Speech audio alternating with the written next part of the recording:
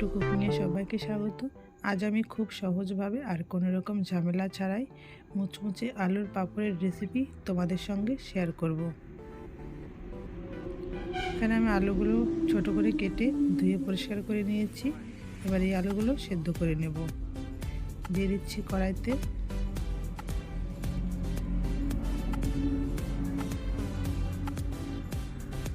আর একটু লবণ দিয়ে এটাকে ভালো করে ঢেকে রাখবো।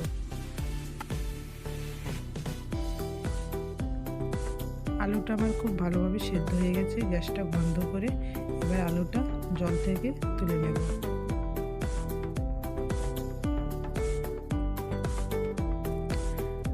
তুলে নিয়েছি। এবার আলুটা ভালো করে ম্যাশ করে নেব।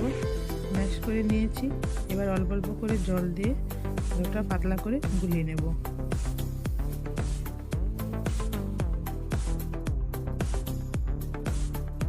এরকম পাতলা করে আমি আলুটা গুলিয়ে নিয়েছি। এবারে আলুটা ছাকনা দিয়ে ছেঁকে কড়াইতে দিয়ে দিচ্ছি।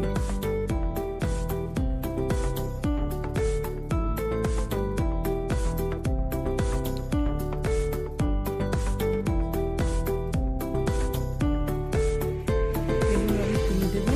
এবার এই আলুটা 3-4 মিনিট একটু ফুটিয়ে নেব। দিয়ে দিচ্ছি একটু লবণ। 3-4 মিনিট ভালো করে একটু ফুটিয়ে নেব।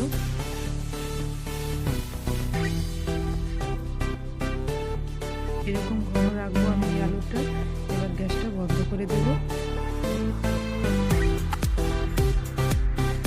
একটু ঠান্ডা করে নেব।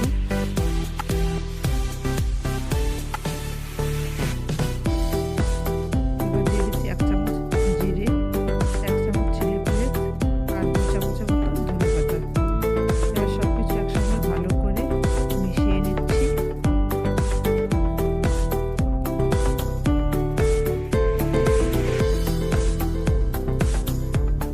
ভালো করে মিশিয়ে নিয়েছি।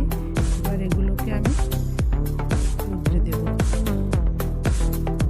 প্রথমে একটা পেপারের উপরে এগুলো দিয়ে দিচ্ছি প্লাস্টিকে।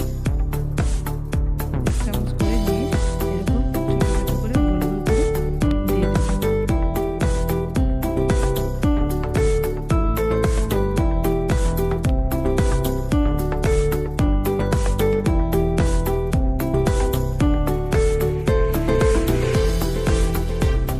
সমস্ত পাঁপড়গুলো আমি ঠিক এইভাবে ছোট চামচে 1 চামচ করে দিয়ে দেব।